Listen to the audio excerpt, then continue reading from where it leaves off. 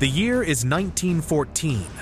The great powers of Europe are divided into two rival alliances, the Triple Entente, France, Britain, and Russia, united by mistrust and fear of Germany, the new dominant power in Europe, and the Triple Alliance, Germany, concerned about being encircled by its rivals, Austro-Hungary, trying to hold its fragile empire together, and Italy, looking for territorial gains at France's expense. World War I, known as the Great War, became one of the most catastrophic conflicts in human history, lasting from 1914 to 1918. The roots of World War I were planted in the late 19th and early 20th centuries as European powers engaged in fierce competition for influence and colonies. Germany, unified under Otto von Bismarck in 1871, quickly rose to be an industrial and military powerhouse. France, humiliated by its defeat in the Franco-Prussian War, sought revenge and the return of Alsace-Lorraine. Meanwhile, the Austro-Hungarian Empire faced growing nationalist movements within its diverse population, while Russia championed Slavic nationalism, particularly in the Balkans, where tensions were high. The spark comes on June 28th in Sarajevo. Archduke Franz Ferdinand, the heir to the Austro-Hungarian throne, is assassinated by Gavrilo Princip, a 19-year-old Slavic nationalist. Austro-Hungary accuses its Balkan rival Serbia of helping the assassin and sends an ultimatum demanding humiliating terms. Serbia rejects the ultimatum presented by Austro-Hungary, leading to an immediate declaration of war. Within hours, Austrian forces begin their siege of Belgrade. Tsar Nicholas II of Russia, bound by a sense of duty to defend Serbia, its fellow Slavic nation, orders the mobilization of Russian forces. German Emperor Wilhelm II, who had pledged his full support to Austro-Hungary, and his military leaders view war with Russia as inevitable. They believe that delaying conflict only allows Russia's power to grow, and thus, the sooner they strike, the better. In response to Russia's mobilization, Germany also begins its own, followed by a declaration of war against Russia. Germany knows that a war with Russia will likely mean a confrontation with Russia's ally, France. To address this, Germany has developed the Schlieffen Plan, an aggressive strategy to avoid a two-front war. The plan calls for German forces to swiftly advance through neutral Belgium, encircling French forces near Paris and aiming for a rapid victory. Once France is dealt with, the German military would shift east to face Russia, whose vast army would take far longer to mobilize. Thus, Germany declares war on France. By now, 6 million soldiers are mobilized across Europe. Italy, however, decides to remain neutral, as the terms of its Triple Alliance do not obligate it to join in an offensive war.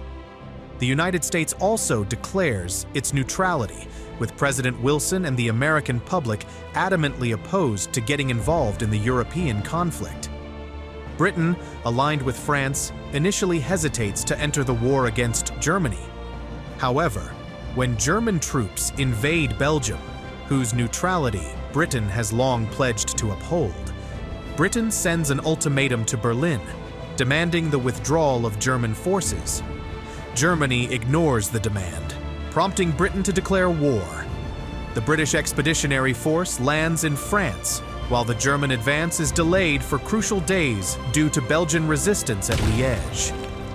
During this time, German forces commit multiple atrocities against Belgian civilians, which are widely publicized and serve to sway public opinion in neutral countries against Germany.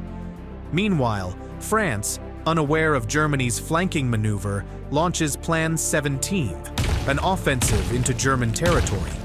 This results in heavy casualties on both sides, and the French are ultimately pushed back during the Battle of the Frontiers. The British Expeditionary Force also encounters the German army at Mons, and despite being heavily outnumbered, the British soon retreat alongside the French. Both sides make a stand at the River Marne, just 40 miles from Paris. A determined Allied counterattack saves the city, forcing the Germans to retreat, though at a heavy cost: 250,000 casualties. The race to the sea begins as both sides attempt to outflank each other, leading to the First Battle of Ypres, where the Allies fight fiercely to prevent a German breakthrough. After heavy losses on both sides, both armies dig in along the 350-mile front, initiating the brutal trench warfare that will define the conflict. At sea, British warships score their first naval victory, sinking 3 German cruisers at Heligoland Bight. Britain's powerful navy, with 29 modern battleships compared to Germany's 19, secures the seas. Britain enforces a naval blockade on Germany, cutting off essential supplies, including food, in an effort to cripple Germany's economy and force it into submission.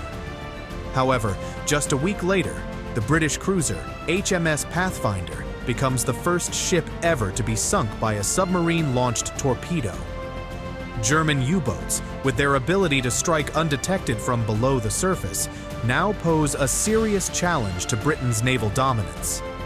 On the Eastern Front, Russian forces invade East Prussia, but suffer a catastrophic defeat at the Battle of Tannenberg. Here, German commanders Hindenburg and Ludendorff achieve a decisive victory, capturing 90,000 Russian prisoners and annihilating an entire army. The Russians further complicate their situation by sending uncoded wireless messages, allowing German forces to track their movements. A second German victory at the Masurian Lakes forces the Russians into retreat, and within 6 weeks, Russia suffers nearly 300,000 casualties. Meanwhile, Austro-Hungary's invasion of Serbia also falters, as the Austro-Hungarian forces are decisively beaten at the Battle of Ser. Austro-Hungary's campaign against Russia also ends in failure, resulting in a costly retreat and the loss of over 300,000 men. The fortress town of Przemyśl is surrounded and besieged by Russian forces. In response, Germany is forced to intervene, launching a diversionary offensive toward Warsaw. This leads to weeks of intense winter fighting near the Polish city of Łódź, but neither side secures a decisive victory. Meanwhile, the Ottoman Empire joins the Central Powers, declaring war on Russia. Turkish warships bombard the Russian ports of Odessa and Sevastopol, while Russian troops advance into Turkish territory in the Caucasus. As the war expands beyond Europe, fighting spreads to the oceans and distant colonies. German forces cross into British East Africa, modern-day Kenya, capturing Taveta, while Allied troops secure the German colony of Togoland, modern Togo. However, British forces in German Cameroon suffer significant defeats at Garua and Nsanakong, and a 3,000-strong British unit invading German Southwest Africa, modern Namibia, is captured at Sonfontaine. A month later, British troops land at Tonga, but are met with unexpected chaos and defeat by a much smaller German force led by Colonel von Lettow-Vorbeck. Cut off from Germany, Lettow-Vorbeck begins a highly effective guerrilla campaign, tying down large numbers of Allied troops. Meanwhile, Japan honors its treaty with Britain and declares war on Germany, proceeding to capture the German naval base at Tsingtao. German colonies such as Samoa and New Guinea surrender to New Zealand and Australian forces.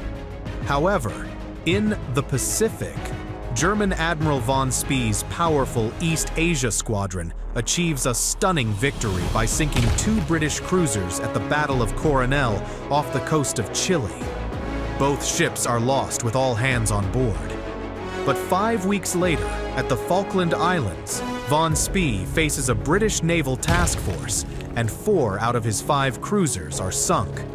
Von Spee himself is killed in the battle. In the Middle East, British forces secure the Ottoman port of Basra, gaining vital access to Persian oil, which powers the British fleet. That winter, Austrian forces capture Belgrade, but a Serbian counteroffensive pushes them back once again. The fighting in Serbia has already claimed around 200,000 casualties on each side. In the North Sea, German warships launch a hit-and-run raid on English coastal towns, shelling Hartlepool, Whitby, and Scarborough. The raid causes over 100 civilian deaths. On the Western Front, the French launch their first major offensive against German positions, but the First Battle of Champagne results in only minimal territorial gains at a cost of 90,000 casualties. Meanwhile, in the Caucasus, an Ottoman winter offensive through the mountains ends disastrously at Sarıkamış. Turkish forces suffer 60,000 casualties, many of whom freeze to death. That Christmas, a brief truce emerges in some sectors of the Western Front, with soldiers in no man's land playing games of football, an unexpected moment of peace amidst the brutality of trench warfare. And so, the first year of World War I came to an end. What started as a small conflict in the Balkans had turned into a huge global war. The world was changed forever. We hope you enjoyed this video, and don't forget to check out the next part of our World War I series. Until next time.